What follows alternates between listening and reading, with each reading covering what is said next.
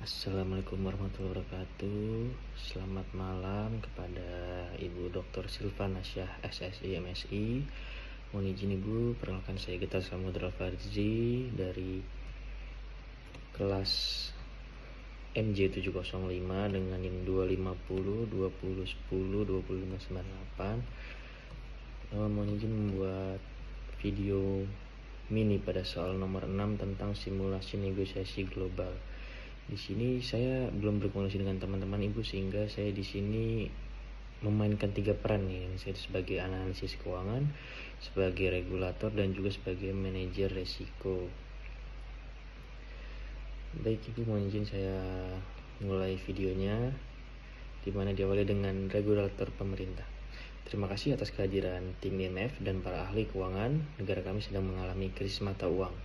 Nilai tukar melemah drastis akibat capital outflow dan kenaikan suku bunga global. Cadangan devisa kami menurun dan inflasi meningkat. Kami membutuhkan solusi agar stabilitas ekonomi dapat kembali terjaga. Kemudian sebagai analisis keuangan. Berdasarkan analisis kami, krisis mata uang yang terjadi disebabkan oleh beberapa faktor utama. Pertama, yaitu kenaikan suku bunga global menyebabkan investor menarik dana dari negara berkembang menuju negara dengan aset lebih aman. Kedua, terdapat defisit neraca pembayaran yang memperlemah nilai tukar domestik. Ketiga, tingkat utang luar negeri dalam mata uang asing cukup tinggi sehingga meningkatkan tekanan terhadap kurs.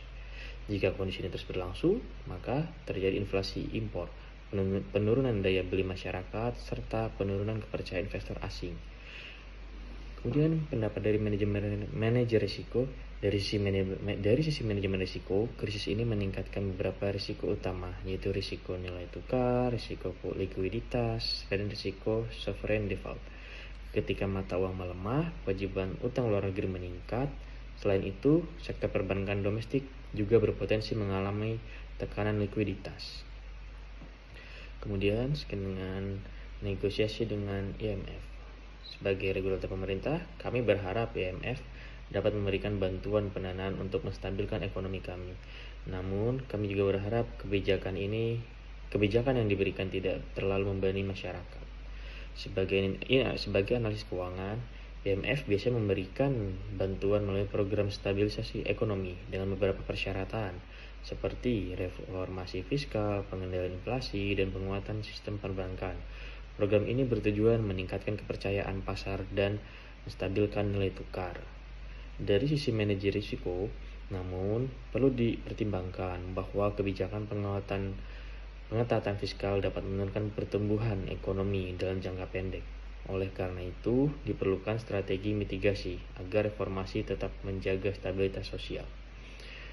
Kemudian, solusi keuangan internasional. Dari sisi analis keuangan, kami mengusulkan beberapa solusi strategis. Pertama, pemerintah dapat meningkatkan suku bunga secara bertahap untuk mengurangi tekanan inflasi dan menarik kembali investasi portofolio.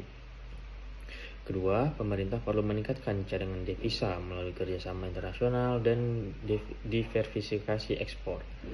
Dari sisi manajer risiko, ketiga, sektor perbankan perlu menerapkan hedging terhadap risiko nilai tukar serta memperkuat manajemen likuiditas. Selain itu, restrukturisasi utang luar negeri juga perlu dipertimbangkan untuk mengurangi tekanan pembayaran. Sebagai regulator pemerintah, kami sepakat untuk melakukan reformasi ekonomi secara bertahap. Kami juga meminta IMF mendukung program stabilisasi tanpa menghambat pertumbuhan ekonomi jangka panjang. Dari akhir penutup, sebagai analisis keuangan, dengan kombinasi kebijakan moneter yang kredibel, reformasi struktural, dan dukungan IMF, stabilitas mata uang dapat dipulihkan. Dari sisi manajer risiko, koordinasi antara pemerintah, sektor keuangan, dan lembaga internasional sangat penting untuk mengurangi risiko sistematik dan menjaga kepercayaan investor. Dari sisi regulator pemerintah, terima kasih atas kerjasama semua pihak. Kami optimis bahwa strategi ini dapat memulihkan stabilitas ekonomi nasional. Demikian Ibu yang dapat saya sampaikan. Kurang lebihnya saya minta maaf. Demikian, wassalamualaikum warahmatullahi wabarakatuh.